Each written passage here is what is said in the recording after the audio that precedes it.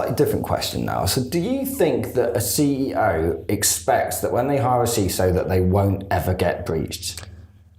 I don't think anyone can reasonably expect that. Because I think they do. I think sometimes because they don't get it. I'm impressed they think that highly of us, to be honest.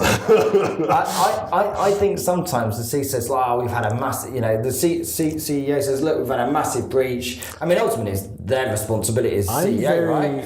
Yeah, I'm very curious what happens to these CISOs after they have breaches. Yeah, this is what I mean. I think that's my point, really. I think most of them keep their jobs. I don't know. Yeah, it's funny. The turnover on CISOs is tremendous. It's like 17 months is the average. Like, how the hell did you have time to find out how the organization works, who does what, structure information security around it, and then actually put it in place with the controls, the documentation, the culture, the relationships? There's no way. There's no way. A lot of the stuff, if you want to get to the root causes of them, you got legacy stuff, and you need to get into the roadmap. It's going to take you 3 to 5 years to get that done. There's no way you can do that in 18 months. Because I think some CEOs sometimes view the CISO as, well, look, if I hired a CFO and he screwed up my accounts, if he screwed up my financials, he'd be out the door quick as you like. It's just not that, No, but I don't know whether a lot of CEOs recognise the difference between that. That there is, it's, if I hire someone to surround my building to make sure no one gets in, if someone's got in, my physical, those security guards on the door, they've not done their job. And I don't know whether CEOs it's difficult. I understand it's completely different. Yeah, exactly. Because it's on my way over here this morning, there was an old lady parked on the side of the road, no lights on, and I'm driving by. She just decides to pull out full speed, do a U-turn. Yeah. As you just can't anticipate some things. That's you can be prepared for them. Yeah. You can, and this is where I do think a lot of CISOs make excuses, like it's inevitable, you will get breached, whatever. Not so sure, because you can, so you don't. It's more like planning for a boxing match. You don't know what's really going to happen. We can do a lot more than we're doing, because that really bothers me about the industry. Is like you're gonna get breached. I was like, can we at least try? Yeah. Let's at least try. Yeah. And that one, as long as you're not the slowest one, it's almost defeatist, isn't it? As long as you're not the slowest one, the bear's not going to get you. He's going to stop at the guy behind you, and that's usually how it works. But we're not doing the basics, and we're just blaming. And that's why so many of these tools are reactive in nature. And I like, again, here you are discovering what's actually going on, so that you can do something proactive about it. Whereas I don't see, my LinkedIn feed is flooded with vendor stuff all day long. And it's all, how to deal with your breach, how to prepare for your breach, how to mitigate your breach, how to recover from your breach. It's all reactive stuff. Mm-hmm.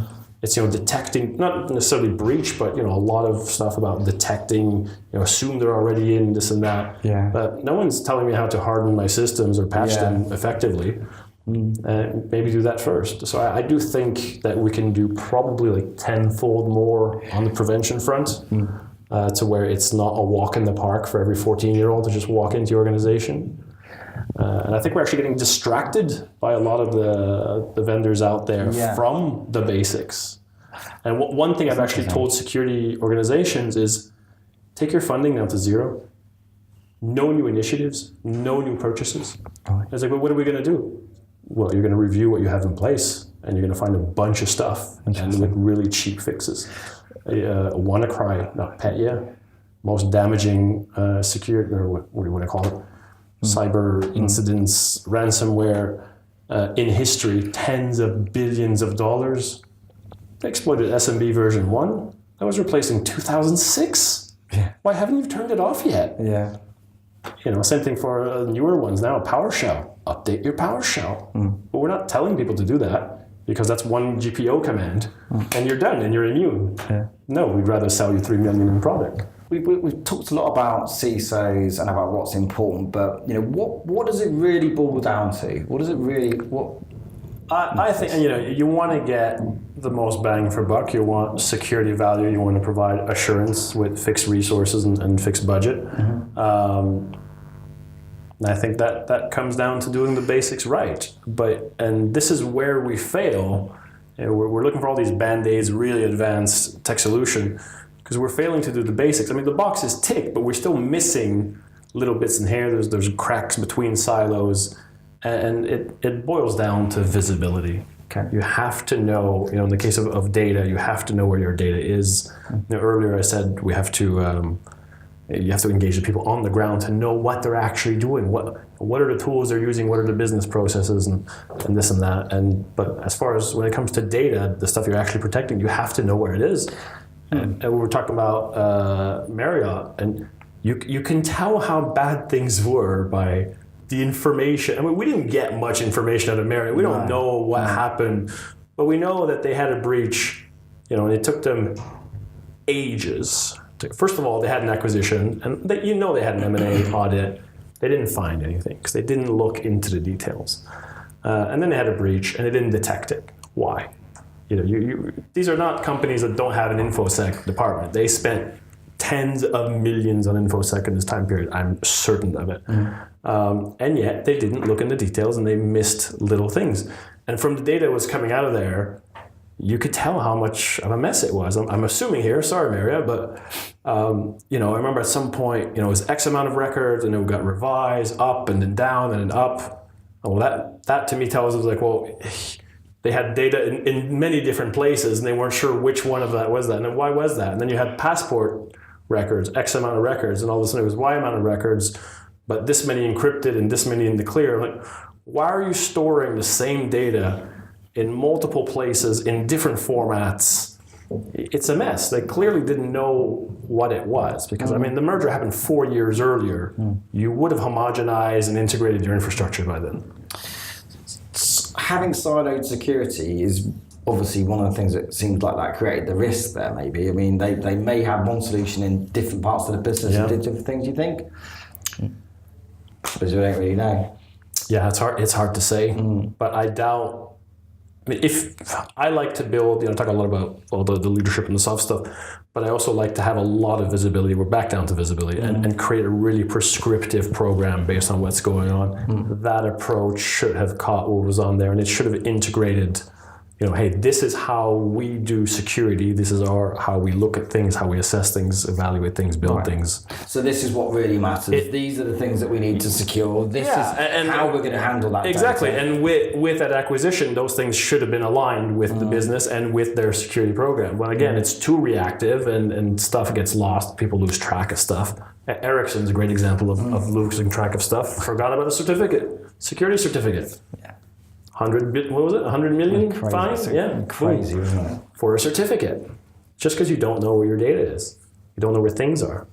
And you don't have, holistically thought out processes, structuring things in a certain way. It's, it's all thrown together, and it's not a cohesive whole. And the first thing you need to do to resolve that issue is have visibility. You have to know where the stuff is. Understanding where it is, understanding who's got access to it, understanding what people are doing with it. I mean, this is fundamental stuff, right? Yeah, and that's why I like the product, because it's, again, it is fundamental, but it goes to beyond data. It's, alignment with your business processes, who does what, how, with what tools, and this and that. Yeah. The exact same stuff applies to the data, because they're doing things that probably at some point involve data. So the data follows that same path. Sure. So you need to know where it is.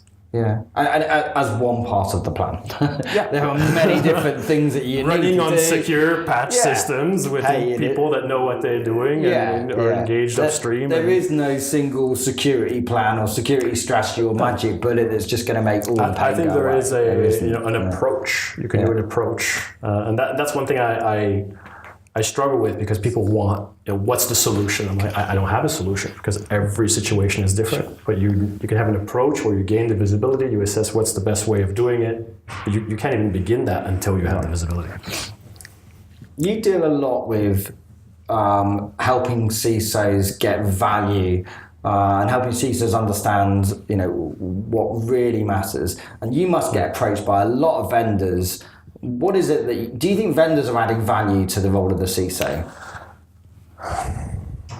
General answer, no. And why? Why do you think that? Because it's a sales ecosystem. It's it's the why would you sell them a vaccine when you make a lot of money building hospitals? And there are generally some good ones out there, and there are many that. I think a lot of them just care about the money. Yeah. Yeah, absolutely. And there are ones that are, a lot of security companies, 70% of their spending is on marketing. And these are, we say they're marketing companies with a tech product. And some of them have a genuinely good technical product, but it's lost in the noise. And they're trying to sell you, something that, we get a 100-piece puzzle that addresses this part here, but they're selling it to you with fear in a completely different way. But it creates the completely the wrong dynamic of the relationship. Exactly. Because you end up not just but also management that receives these signals from what is InfoSec. Because 90% of the perception of InfoSec, and even as security professionals, our InfoSec awareness and what it's about, education comes from vendors, and it's just not true. That's not. I wouldn't have thought that that's the best place to start. Because all the stats that we use and justify, and the acronyms, and this is how you structure an InfoSec organization or a framework, and you need these technology. That's just vendors telling us that stuff. Yeah, of course it is. Yeah. So take a step back, and do we really need this? This is why when I was young, it was like, it would be the coolest thing in the world to work for an actual security company. Yeah. Now I don't want to work for security companies. I want to work for the companies that need to secure themselves. And 9 times out of 10, I tell the vendor to buzz off. Because this is not, you solve a problem, but why would I even have that problem? If I have that problem, it's because I didn't address something else further up. I'd rather do that, because it just makes more sense to me.